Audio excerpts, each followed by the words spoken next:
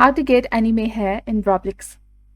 Hello and welcome back to our channel. In this video presentation, I'll show you how to obtain anime hair in Roblox quickly and easily. To get anime hair in Roblox, ensure that you have the latest version of the game. Update Roblox from the App Store or the Play Store, or from the Roblox application, and then log into your account. To access the anime hair for free, click on your icon at the bottom of the page, and if you don't already own the anime hair, visit the shop. In the shop, go to the recommended tab and select featured. You can sort by recently created and set the price to your preference.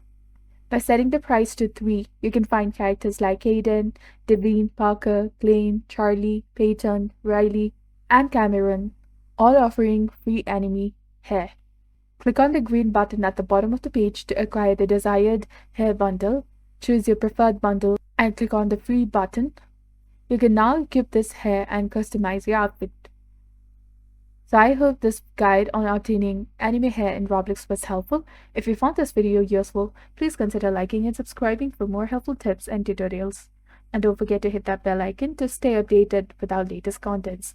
Thank you for your viewership and support. See you in the next one.